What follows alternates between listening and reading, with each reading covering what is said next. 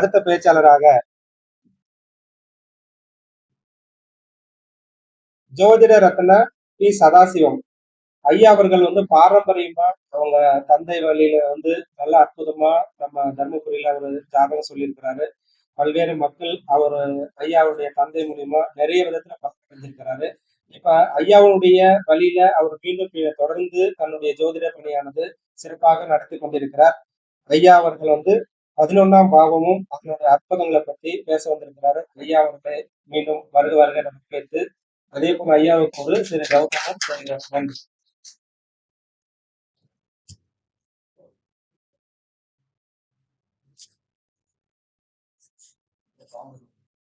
Photo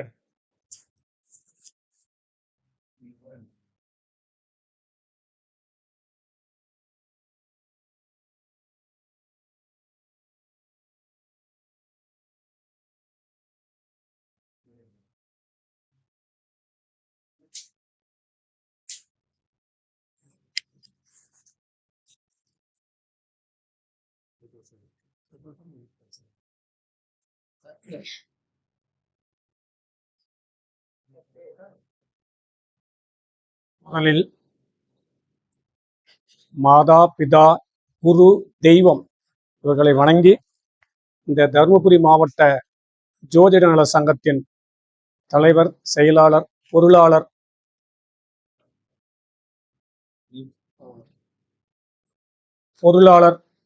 உப செயலாளர், உப தலைவர், உப பொருளாளர், செயற்குழு உறுப்பினர் அனைத்து உறுப்பினர்களுக்கும் எனது மனமார்ந்த நன்றியை தெரிவித்து இந்த ஜோதிட கருத்தரங்கில் எனக்கு வாய்ப்பு அளித்த தலைவர் அவர்களுக்கு மனமார்ந்த நன்றியை தெரிவித்துக் கொண்டு எனக்கு இந்த 11ஆம் பாவத்தை பற்றி பேசுமாறு நான் சொன்னேன். நீங்கள் எதுக்குங்க ஐயா பேசுறீங்க, எதில் பேசுறீங்கன்னு கேட்டாங்க. நான் இந்த 11ஆம் பாவகத்தை பற்றி பேசுறேங்க ஐயான்னு சொன்னேன். சரி பேசுங்க ஐயான்னாரு. இதுல இந்த நவகிரகத்துங்களுடைய இது 9 கோள்கள், 9 நவக்கோள்கள், 12 கட்டம் தான் எல்லாமும். எந்த ஜோதிடம், எந்த நாடி, சுகர் நாடி, அந்த நாடி எல்லா இதுவுமே அந்த 12 கட்டம் 9 நவகிரகத்தை வச்சுதான் நம்ம பாக்குறோம். இதுல எல்லாருக்கும் எல்லாம் தெரியும். ஆசான்களுக்கு வந்துக்கிற ஜோதிட ஆசான்களுக்கெல்லாம் தெரியும். எனக்குள்ள ஒரு சின்ன தெரிஞ்சதை சொல்றேன். ஜோதிடத்துல 9 கிரகத்தையும் நம்ம முன்ன வழிபாடு பண்ணணும். அந்த 9 நவகிரகத்தையும் நம்ம மனசுல வச்சு கையில எடுத்தா மட்டும்தான் நம்மளுக்கு இந்த ஜோதிடத்தினுடைய பலன் வரும். அந்த நவகிரகத்தை ஒட்டுமுன்னாவே ஜோதிடம் இல்லை. அதே மாதிரி 12 கோள்களையும் அந்த கட்டத்துல கிரகம் உட்காந்துக்குது, இந்த கட்டத்துல கிரகம், அது சும்மா இருக்குது, அது ஒண்ணு டம்மி அப்படின்ற பேச்சுக்கெல்லாம் இடம் இல்லை. 12 கிரகமும் 12 கோள்களும் இயங்கினால் மட்டுமே இந்த ஜோதிடம் பலிக்கும். ஒரு வாழ்நாளில் இது ஒரு கோள்கள் டம்மியா இருந்தா கூட வாழ்நாள் சிறப்பில்லை. இந்த மாதிரி 12 பாவகத்தையும் 9 நவகோள்களையும் நாம மனதில் வைத்து ஜோதிடம் பார்த்தால் மட்டுமே இதுக்கு பலன் கிடைக்கும். இதுல முன்ன நாம வணங்க வேண்டியானது விநாயகர், அப்புறம் குலதெய்வம். ஜோதிடம் பார்க்கறது உட்கார்ந்தோம்னாவே முன்ன விநாயகர், அப்புறம் குலதெய்வம், அப்புறம் இஷ்ட தெய்வம், அப்புறம் நவகிரகங்கள். காலையில குளிச்சு போட்டு சாமி கும்பிடும் போதே, ஞாயிற்றுக்கிழமை சாமி கும்பிட்டோம்னா எல்லாத்தையும் கும்பிட்டு சூரிய பகவானை வேண்டணும். அந்த சூரிய பகவானுடைய மந்திரத்தை, தமிழ் மந்திரத்தை உச்சரிச்சுக்கலாம். என்னன்னா, ஓம் சூரிய பகவானை போற்றி. அன்னைக்கு சீலமாய் வாழ சீரருள் புரியும் ஞானம் புகழும் ஞாயிறே போற்றி, சூர்யா போற்றி, சுந்தரா போற்றி, வீரியா போற்றி, வினைகள் களைவாய் போற்றி போற்றி அப்படின்னு அந்த சூரிய பகவானை வேண்டிக்கின்னு சாமி நோய் நொடி இல்லாத காப்பாற்றி என் வாக்கில் உட்காந்து வரவங்களுக்கு நல்வா கொடுத்து அதுல எந்த பாவ சாபங்கள் வந்தாலும் எனக்கோ என் குடும்பத்துக்கோ வராத பாதுகாக்கணும் சாமின்னு வேண்டிக்கின்னு அவர் சூரியனை கும்பிடணும். இது நம்மளுக்கு பலன் கொடுக்கும். சூரியனை டெய்லி கும்பிடும் போது என்ன ஆகும், நம்மளுக்கு இருக்கிற அனைத்து தொந்தரவுகளையும் அவர் நீக்கி கொடுப்பார். இதுல எப்படின்னா, கண்ணுக்கு தெரிஞ்ச கடவுள் 2வது சூரிய பகவான்.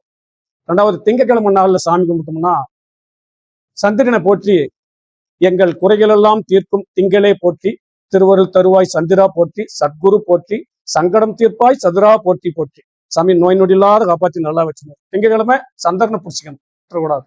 அதே மாதிரி செவ்வாய்க்கிழமை காலையில சாமி கும்பிட்டோம்னா செவ்வாய் பகவானை வேண்டிக்கின்னு, சிறப்புற மணியே செவ்வாய் தேவே குறைவில்லாத அருள்வாய் குணமடனே வாழ மங்களம் செவ்வாய் மலரடி போற்றி போற்றி. செவ்வாய் பகவானை பிடிச்சிக்கணும். அதே மாதிரி புதன்கிழமை புதன்கிழமை வேண்டும். இதமுறை வாழ எண்ணங்கள் நீக்கு புத பகவானே பொன்னடி போற்றி பதந்தாழ்வாய் பன்னொழியானே உதையே அருளும் உத்தமா போற்றி போற்றி நோய் நொல்லாத காப்பாற்றி நல்லா வச்சிருந்தேன் சார். இது அன்னைக்கு புதன்கிழமை வேண்டிக்கணும். அதே மாதிரி வியாழக்கிழமை குணமிகு வியாழ குரு பகவானே மனமகிழ வாழ்வு மகிழுடன் அருவாய் பிரகஸ்பதி வியாழ பரகுரு நேசா கிரகதோஷமின்றி கடாச்சத்தை அருள்வாய் அப்படின்னு அவருக்கு ஒரு இது பண்ணிக்கணும். அது இன்னொன்னு அதுல ஒரு ஸ்லோகம் வரும். குரு பிரம்மா குரு விஷ்ணு குருதேவோ மகேஸ்வரக குருசாஸ்த பரபரம தஸ்மைஸ்திரி குருவே நமக குருவே சர்வ லோகானம் நிறைய கற்பு வித்தியாகம் திரு தட்சணாமூர்த்தியை நமக்கு அவருக்கு 2 ஸ்லோகத்தையும் வேண்டிக்கணும். அப்புறம் வெள்ளிக்கிழமை வந்து சுக்கிர பகவானை வேண்டிக்கணும். காலையில குடிச்சு போனாலும் வெள்ளிக்கிழமை இந்த ஸ்லோகத்தை சொல்லிடணும். மேல சூரியனை வேண்டிக்கணும், இதை சொல்லிடணும். சுக்கிரமூர்த்தி சுகமிகுவாய் வக்கிரமின்றி வரமிகு தருவாய் வெள்ளி சுக்கிர வித்தக வேந்தே அள்ளி கொடுப்பாய் அடியார் கருளே அப்படின்னு சொல்லிவிட்டு இதை வேண்டிக்கணும் சுக்கிர இதுல. அதே மாதிரி சனீஸ்வர பகவான் நிறைய பேரு 7.5 சனியா சனி தசையா சனி பகவானை பார்த்தாவே பயப்படுவாங்க. ஜோதிடங்களே சில பேர் பயப்படுறாங்க. மக்கள் என்ன பண்ணுவாங்க, அந்த சனி பகவான் வந்து 7.5 சனி குடிக்குது, நம்மளுக்கு ஒரு அஷ்டம சனி வருது, ஜென்மச்சனி வருது, இந்த மாதிரி கிழக்கத்துல பகவான் நம்மளை உணர்த்துறாரு. உலகம் இப்படி இருக்குது மகனே, நீ புத்தியை தெரிஞ்சு பழிச்சுக்கோன்னு கஷ்டத்தை கொடுப்பாரு. கஷ்டத்தை கொடுத்தா இதுக்கு முன்னே ஒரு 10 ரூபாய் செலவுக்கு 100 ரூபாய சில்லறை மாற்றுவோம். இந்த 7.5 சனி வந்துட்டு போனாலும் பாரு, அந்த ஜென்ம சனி இந்த இதெல்லாம் வந்துட்டு போனால 100 ரூபாய் செலவு கூட 500 ரூபாய் மாற்ற மாட்டோம். ஏன்னா அவ்வளவு உணர்த்துவார் அதுல. அந்த மாதிரி சனீஸ்வர பகவான அவரு நீதிமான், ஈவு இறக்கமற்ற நீதிமான். தப்புன்னா தப்பு, ரைட்டுன்னா ரைட்டு. மற்ற கிரகம் கூட கொஞ்சம் யோசனை பண்ணி பலன் கொடுக்கும். அவரை பொறுத்த மட்டும் அந்த பேச்சுக்கே இடம் இல்லை. அது யாரா இருந்தாலும் சரி. அந்த மாதிரி பகவான் அவர் வந்து சனிக்கிழமை நாளையில சங்கடம் தீர்க்கும் சனி பகவானே மங்களம் பொங்க மனவை தருள்வார் சச்சரவென்றி சாகா நெறியில் இச்சகமால இன்னருள் தாத்தா ஓம் சனீஸ்வர பகவானே நமக்கு ஊழ்வினிலிருந்து காப்பாத்தி கருமாவிலிருந்து காப்பாத்தி என் வாக்கில் வந்து உட்காந்து வரவங்களுக்கு நல்வா குடிசாமி, இவர் எந்த பாவ சாபம் வந்தாலும் ஊழ்வினை வந்தாலும் என் குடும்பத்துக்கு வராதவனும் பாத்துக்க சாமி அப்படின்ட்டு அவர்கிட்ட வேண்டிக்கணும். அதே மாதிரி அன்னைக்கு இந்த பாபகிரக 2க்கும் கிழமை இல்லை, கேதுக்கும் ராகுவுக்கும். அதனால அன்னைக்கு கேதுவுக்கு வேண்டிக்கலாம். அன்னைக்கு அந்த கேதுக்கு வேண்டும் போது கேது தேவே கீர்த்தி திருவே பாதம் போட்டி பாபம் தேப்பாய் வாதம் அம்பு வழக்குகள் என்று கேது தேவே கேண்மையாய் ரச்சிப்பாய் அப்படின்னு கேத வேண்டிக்கலாம். அதே மாதிரி ராகுக்கு உகந்த நாள் எனக்கு தெரிஞ்சு ஞாயிற்று செவ்வாய்க்கிழமைன்னு நினைச்சேன். செவ்வாய்க்கிழமை நாள் கும்பிடும்போது இல்லைன்னா சனிக்கிழமையை கூட இதையும் கும்பிட்டுக்கலாம். ரவனும் ராகு ஐயனே போற்றி ராவாதருள்வாய் கஷ்டங்கள் நீக்கி அகவரில் புரியும் அனைத்துலும் வெற்றி ராகு கண்ணியே ரம்யா போற்றி போற்றி அப்படின்னு அந்த நவகிரகத்தை நம்ம டெய்லி உச்சரிச்சோம்னாவே நம்ம எவ்வளவு தொந்தரவு வந்தாலும் நம்மளுக்கு ஒருத்தருக்கு ஜோதிடம் சொல்றோம்னா அந்த ஜோதிடத்துல இதுல பலன்ல வந்து உட்காந்துக்கணும். நாம எல்லாம் கணக்கு போடுறோங்க, எல்லாம் பண்றோங்க, பிடிக்கிறோங்க. நாம வந்து இந்த இறை சிந்தனைக்கு நிறைய நம்ம அதில் உள்ள நுழையிறது. இதையெல்லாம் ஜோதிடம் கத்துக்கினா மட்டும் பத்தாது. இறை சிந்தனைக்குள்ள நுழைஞ்சு இதெல்லாம் சின்ன சின்ன கண்ணுக்கு தெரியாத சூட்சமங்கள் இதெல்லாம் மனசுல வச்சோம்னா தான் நம்ம வாக்கு பலிதம் வரும். அந்த வாக்கு பலிதம் சும்மாவே சொன்னோம்னா கூட அது பலிக்கும். இந்த மாதிரி நவகிரகத்தை விட்டுறக்கூடாதுங்க ஐயா, இதை நம்ம எடுத்துக்கணும். அதே மாதிரி இந்த 18 சித்தர்களையும் எடுத்துக்கணும், 51 மகான்களையும் எடுத்துக்கணும். அவங்களுக்கு ஒரு பாடலே இருக்குது, டைம் இல்லை. அவங்களுக்கு அந்த 18 சித்தர்களுக்கும் 51 மகான்களுக்கும் அடியன் நமஸ்காரம் சொல்லிட்டு, சித்தர்களும் மகான்களும் நம் ஜீவநாடியை நாடி வருக வருகன்ட்டு அவங்க நம்ம மனசுக்குள்ள நம்ம நாடியில வந்து உட்கார்ந்தாங்கன்னா தான் நம்ம ஜோதிடமே வரும். எல்லா சித்தர்கள் முனிவர்கள்லாம் பாருங்க, அவங்க எழுத நூல்கள்லாம் படிக்கவங்க அவங்களுக்கு எல்லாம் அவங்க அனுபவிச்சதை தான் நம்மளுக்கு எழுதினுக்கிறாங்க. அவங்க வாழ்க்கையில அனுபவிச்சதை தான் நம்மளுக்கு ஒரு இதை எழுதினுக்கிறாங்க. அதனால அவங்களையும் பிடிச்சிக்கினா மட்டும்தான் இந்த ஜோதிடத்தில் ஒரு நல்ல ஒரு நிலைமைக்கு நல்ல ஒரு இதில் கொண்டு போகலாம். இதை நான் ஜோதிடம் கற்றுக்கும் போது எங்கள் சொந்தக்காரெல்லாம் சொன்னாங்க, என்ன பண்றான் அவன் அப்படின்னு கேட்டாங்க. அவன் போய் ஜோசியம் கற்றுக்க போறான்டா அப்படின்னா கேவலமா பேசியிருந்தாங்க. அப்புறம் நான் யாரை கேவலமா பேசினா போது நான் வைக்கணும்னு போகல, நம்ம கற்றுக்கிறோன்னு போறேன்னு சொன்னோம். ஆனால் அந்த ஜோதிடத்தை கற்றுக்கினேன். நிறைய பேர் கிண்டல் பண்ணாங்க. ஜோதிடத்தை கற்றுன்னு ஆஃபீஸ் போடும்போதே கிண்டல் பண்ணாங்க. அப்புறம் நான் அதை பற்றி கவலைப்படல. ஆனால் ஒரு 6 மாதம் எனக்கும் மனசுக்குள்ள ஒரு சங்கம் வந்துச்சு. அப்புறமேலு இந்த ஜோதிடம் தான் எங்க குடும்பத்துக்கு இப்ப சோறு போடுது. உண்மையை சொல்லணும்னா இந்த ஜோதிடம் தான் எங்க குடும்பத்துக்கு சாப்பாடு போடுறது. இந்த ஜோதிடம் தான் இன்னைக்கு வந்து கடவுள் ஏன்னா போ மகனை, நீ உனக்கு இந்த இது இருக்குது, நீ போய் இதை செஞ்சு பொழைச்சிக்கோன்னு எனக்கு ஒரு அனுகிரகத்தை கொடுத்து அனுப்பிவிட்டாரு. இதுல வந்து தெய்வங்கள் தெய்வங்களுக்குடைய அனுகிரகம் இந்த ஜோதிடத்துல நவகோள்கள் அனுகிரகம் இருந்துச்சுன்னா மட்டும்தான் அந்த ஜோதிடம் பலிக்கும். இந்த ஜோதிடத்துல வந்து நிறைய சூட்சமங்கள் இருக்குது. என்னன்னா, ஐயா சொன்னார் விநாயகரை பிடிக்க சொல்லி. விநாயகருக்கு தான் அந்த ஜோதிடத்துக்கு மெயின் குருவே. வச்சுங்களா, இந்த விநாயகர் பகவானை டெய்லி கும்பிட்டுக்கணும். அதுல இன்னொன்னு என்னன்னு கேட்டீங்கன்னா, அரச மரத்தடியில விநாயகரை சுத்துறது சிறப்பு. ஒண்ணுமேல அது சும்மாவே விநாயகர் ஒரு 11 சுத்து சுத்தி வந்து பாருங்க, 5 சுத்து 9 சுத்து சுத்தி பாருங்க, எவ்வளவு வினை இருந்தாலும் தீர்த்து போவார்.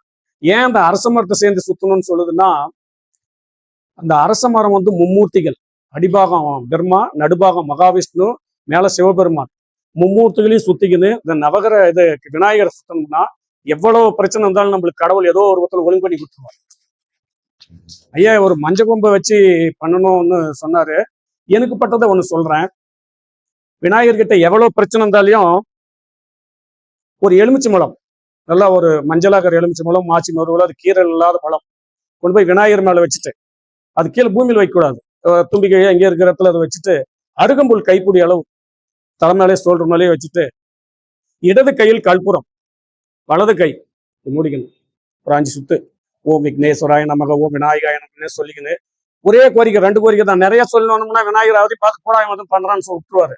2 கோரிக்கை, ஒரு கோரிக்கை, ஒரே கோரிக்கை, சாமி அதுல தொந்தரவுக்குதான் எனக்கு நீக்கி கொடு அப்படின்னு சொல்லி வந்துட்டு, இந்த கற்பூரத்தை எடுத்து அந்த 11 சுத்து சுத்திட்டு அந்த கற்பூரத்தை பத்த வச்சுட்டு 5 கொட்டி 3 தோப்புக்காரில் 5 தோப்புக்காரம் போட்டு, இந்த எலுமிச்சம்பழத்தை வீட்டுக்கு எடுத்துன்னு வந்து 2ஆ அறுத்து தலை கை காலெல்லாம் தேய்ச்சிட்டு ஒரு 24 நிமிஷம் வெயில்ல இருக்கணும். அது உடம்புல ஊறணும். ஊறிட்டு அடிக்கடி வாரத்துக்கு ஒருக்கா இதை குளிச்சு பாருங்க. எவ்வளவு தொந்தரவு வந்தாலும் இது கண்டிப்பா ஒரு பலன் கிடைக்கும். ஏன்னா இந்த எலுமிச்சம்பழத்துக்கு தப்பான மந்திரம் ஓதணும்னா தப்பான வேலை செய்யும். நல்ல மந்திரம் ஓதி அதுக்கு போட்டு பாருங்க, வசிமன் நல்ல வேலையை செய்யும். விநாயகர் மேல வச்சுட்டாவே அது பரிசுத்தம் ஆகி போச்சு அந்த எலுமிச்சம்பழம். நீங்க அதை எடுத்துன்னு வந்து பண்ணி பாருங்க, இது கண்டிப்பா ஒரு சின்ன பலனை கொடுக்குன்றது என்னுடைய வேண்டுகோள். அப்புறமேலு ஜாதகத்தை எடுத்தோம்னாவே எல்லாம் நிறைய வந்த உடனே முன்ன எதுனா ஒரு கஷ்டம் இருந்தா முன்ன பரிகாரத்தை சொல்லுன்னு தான் கேட்கறேன். ஜோதிடத்துக்கே போறதில்ல. உங்களுக்கு குருவுங்கிறாரு, சனி பகவான்கிறாரு, அங்கங்கிறாரு, பேச்சுக்கெல்லாம் இடம் இல்லை. என்ன பரிகாரம் சொல்லு, நாளைக்கு செஞ்சா அது 4ஆம் நாளைக்கு நல்லா இருக்கும். இதுதான் கேள்வி. நாம முன்ன அந்த பரிகாரத்தை கத்துக்கணும். பரிகாரம்னா அரிசமாவே காலம்புறம் அரைக்கூடாது. விநாயகர் கும்பிடு, இதை அப்புறம் கும்பிடு, ஒவ்வொன்றையும் மாத்தி மாத்தி மாத்தி மாத்தி சொல்லி பாருங்க. அது ஏதோ ஒரு விதத்துல அவங்க பரவாயில்றாங்க, நல்லா சொல்றான் அப்படின்னு. இந்த மாதிரி ஒவ்வொன்றையும் மாத்தி மாத்தி முன்ன பரிகாரம் கத்துக்கணும். பரிகாரம்னா தப்பான பரிகாரத்தை கத்துக்கூடாது. நியாயமா நம்ம கிட்ட வரவங்களுக்கு நல்லது நடக்கணும்னு பரிகாரத்தை இந்த மாதிரி கத்துக்கணும்னா இது நல்ல பலன் கிடைக்கும்.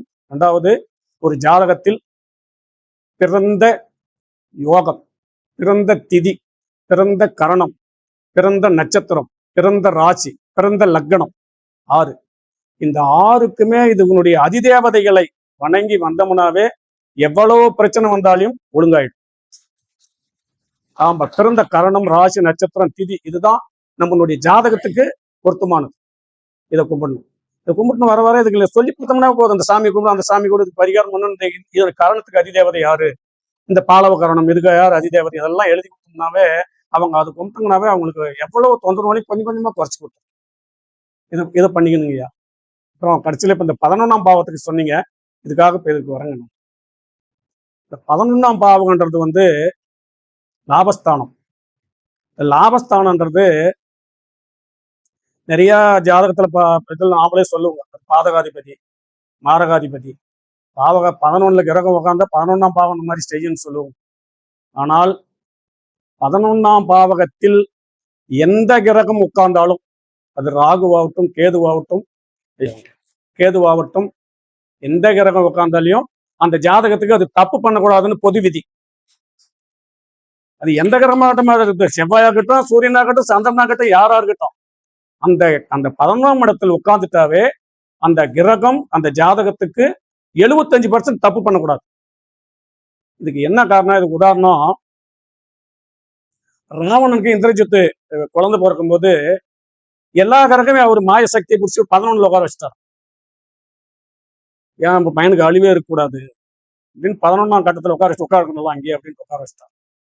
இது இப்போ குழந்தை பிறகு டைம் வரும்போது தேவர் முடிவுகள்லாம் பார்த்துட்டு என்னடா இந்த மாதிரி இப்போ உட்கார வச்சுட்டாங்களே, இதுக்கு என்ன செய்யறது அப்படின்னு பார்த்துட்டு அவங்கெல்லாம் சேர்ந்து நாரதரை பிடிச்சாங்களாம். நாரதரை பிடிச்சி நீ போய் இதுக்கு உண்டான வேலையை செய்யி, இந்த மாதிரி 11ல் எந்திரஜித்தனுடைய ஜாதகம் மேகநாதன் மாதிரி பண்ணி வச்சிருக்கிறாரு, இதுக்கு என்ன வேலையை போய் சனி பகவானை பிடிச்சி பேசிட்டு வான்னு சொல்லி விட்டார். ஒரு நாரதரம் சரின்னு போனா அங்க உள்ள விட மாட்டேன்றாங்க. நாரதரை போடா நீ எதனா வெள்ளங்க பண்ணி கொடு. சரி, அப்புறம் குழந்தை பிறகுது. மேகநாதன் இந்த பிறந்துட்டார். பிறந்தது பின்னால பார்த்தா அவர் ஆஸ்தான ஜோதிடரை கூப்பிட்டு அவங்க குருமார்கள்லாம் வச்சு ஜாதகம் பாருங்கன்னு சொன்னா, ஜோதிடர் என்ன பண்ணி விட்டார் பார்த்துட்டு, நம்ம மாதிரி ஜோதிடர் உங்க மகனுக்கு அற்ப ஆயுள்ன்ட்டார். அற்ப ஆயுள்ன்ட்டார். ஏன் அது 11 அன்னகரமும் 11ல் உட்கார வச்சிருக்கிறேன், எப்படி மகனை நீ அற்ப ஆயுள்னு சொல்றேன்? கட்டத்து பாருங்கன்னு சொன்னார். கட்டத்து பாருங்க, சனி பகவான் தூக்கி காலை 12ல் வச்சிட்டார்.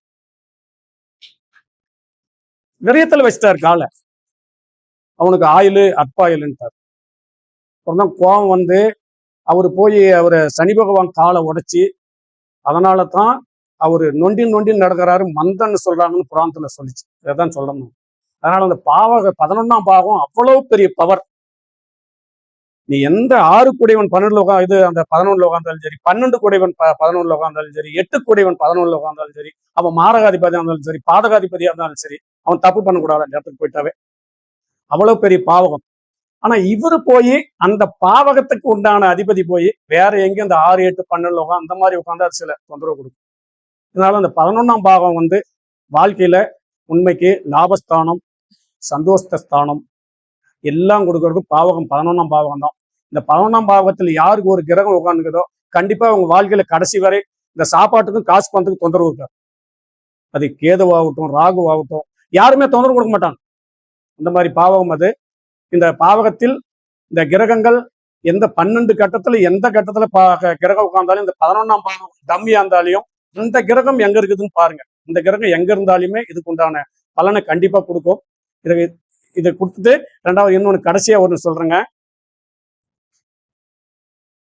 இந்த தருமபுரி மாவட்டத்துல இந்த சங்கம் ஆரம்பிச்சு இதை பண்ணணும்னு பண்றோம். நம்ம நிறைய என்ன பண்றோம், கோயம்புத்தூர், திருப்பூர், பள்ளிப்பாளையம், திருச்சி, சேலம், திருவண்ணாமலை, சென்னை இப்படியெல்லாம் ஓடின்னு இருக்கிறோம்.